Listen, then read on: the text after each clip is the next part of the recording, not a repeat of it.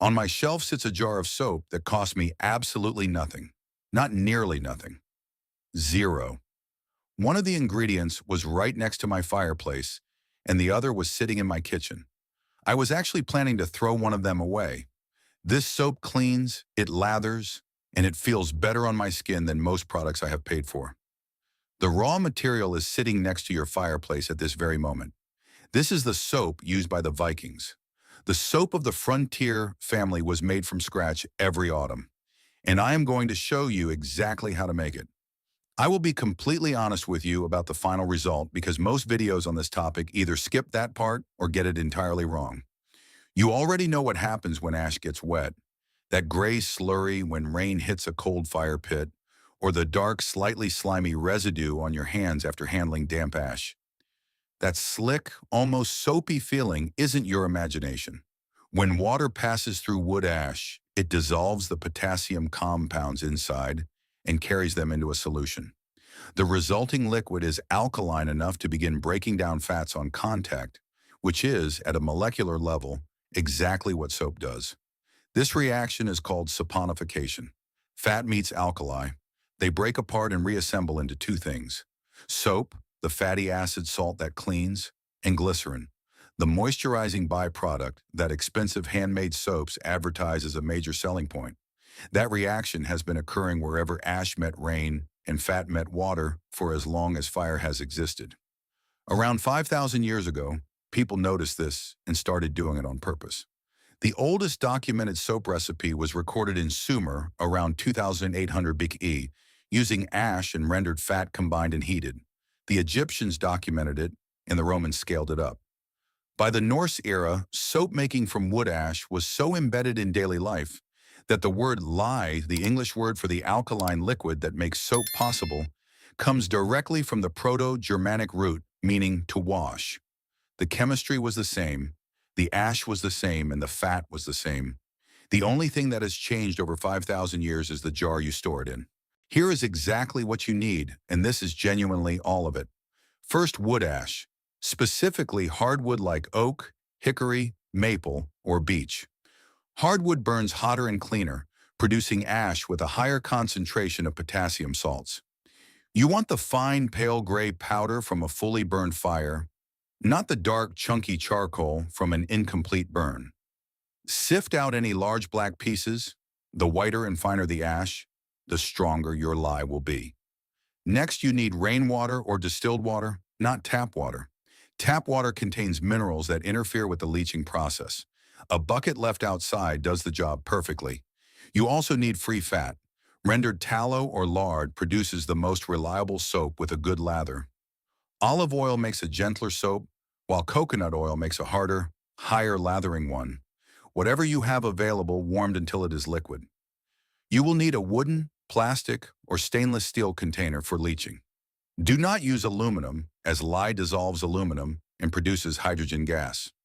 Most importantly, you must have rubber gloves and a bottle of vinegar kept close by. This is not optional. Lye is genuinely caustic and will start saponifying the oils in your skin on contact, which is as unpleasant as it sounds. Vinegar neutralizes it immediately. Wear gloves every single time you handle the lye. That is it. This is how it all goes together. Fill your leaching container loosely with hardwood ash. Line the bottom with a piece of cloth or straw to act as a filter and create a small drain hole at the base so the liquid can drip into a collection vessel below. Pour rainwater slowly over the ash. Let it percolate down and drip out the bottom. That dark, tea-colored liquid with a slightly slick feel is your lye. Pour it through the ash 2 or 3 more times to increase its concentration. Now here is the test the Vikings used, and it still works perfectly today. Drop a fresh egg into the lye solution. If it sinks, the lye is too weak, so run it through the ash again. If it floats with roughly a quarter of its surface above the liquid, the concentration is correct. If it bobs very high, dilute it with a little water. A raw potato works the same way. This is original quality control for a process that predates chemistry labs by 5,000 years. Once your lye passes the test, combine it with your fat. For a first batch, use enough for roughly a quart jar of finished soap, 2 cups of rendered fat, Warm to around 40 to 50 degrees Celsius, just above body temperature, and 2/3 of a cup of lye solution. That is the traditional 3-to-1 ratio by volume.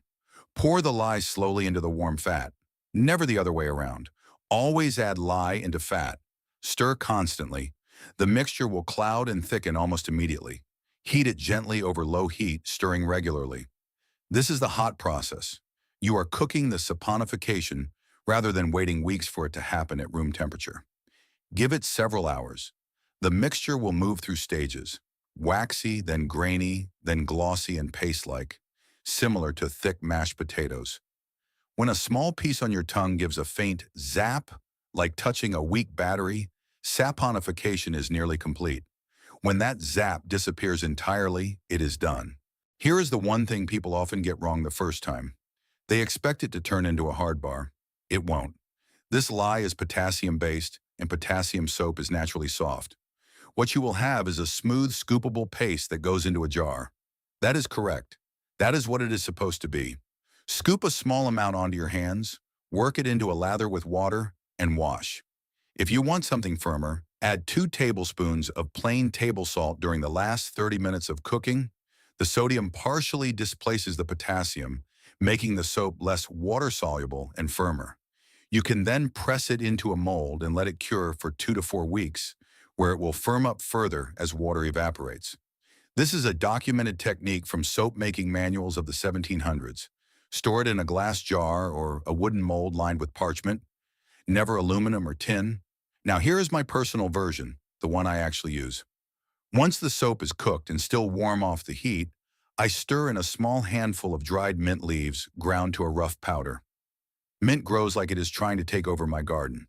Plant it once, and you will have more than you know what to do with for the rest of your life. It adds a faint natural scent and a slight texture I have come to prefer over smooth commercial soap. I also add dried lavender. I planted it once, about 10 years ago, and now I have a full patch along the south side of the house. Lavender has documented natural antimicrobial properties, not just a folk claim, but actual pharmacological activity, which complements what the soap is already doing and leaves the skin feeling genuinely good rather than stripped. This combination is what I use for shaving. I will say this directly. Nothing I have ever paid for has left my face feeling the way this does. The glycerin formed during saponification stays in the soap instead of being extracted like it is in commercial bars. That is the difference you feel. If you don't have mint or lavender, 5 drops of each as essential oil stirred in at the same final stage gets you essentially the same result. These are available at any health food store or online for a few dollars and will last for years of batches. Your soap, your scent. That is the point. Before I reach the conclusion, there is one more reason I make this myself, and I would be doing you a disservice not to mention it. If you have been paying any attention at all to what goes into commercial soap and personal care products, you already know the situation is bad. Parabens, phthalates, synthetic fragrances, sodium lauryl sulfate, and triclosan are not obscure fringe concerns. They are documented endocrine disruptors and hormone mimickers that appear on ingredient lists of products people use on their skin every single day. Your skin is not a barrier that stops everything. It is a membrane.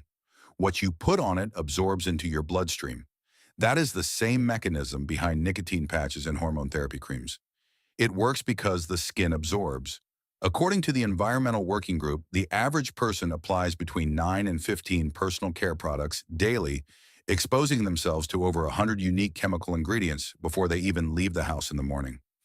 I am not telling you this to make you afraid. I am telling you that knowing how to make your own soap from 2 ingredients you already have means you know exactly what is in it. Nothing is hidden. There are no 12-syllable names you cannot pronounce. Just fat and ash. The same 2 things that kept people clean for 5,000 years before a laboratory ever got involved. And that is also why I make my own deodorant. But that is a topic for a different video. The thing that keeps sticking with me is how completely this process was replaced. It wasn't because it stopped working, but because someone figured out how to sell you an alternative. Commercial soap production using refined sodium hydroxide began in earnest in the early 19th century. By the mid-1800s, companies like Procter & Gamble founded in Cincinnati in 1837, had industrialized it into millions of identical bars. By 1879, Ivory soap was advertising that it floated. By the early 20th century, making soap from ash had drifted from a common household skill to something eccentric, and then it was forgotten. However, the ash from your fireplace still contains exactly the same compounds it always did. The fat in your kitchen still saponifies the same way it did in Sumer. The egg test still works, and the zap test still works. The raw materials are in your house right now, and they always have been. I don't know what your situation is or why you are watching this. Maybe you want to close one more loop towards self-sufficiency. Maybe soap is the prep item you hadn't thought about yet. Maybe you just like knowing how things actually work and ended up here at midnight, following a question you couldn't stop pulling on. It doesn't matter. It works either way. Now you know how. If this journey into the ancient chemistry of your fireplace has changed the way you look at the resources around you, please subscribe and like the channel. We are unearthing the history and the skills that the modern world has tried to bury. Let's reclaim our self-sufficiency. The next chapter of forgotten knowledge will be open soon.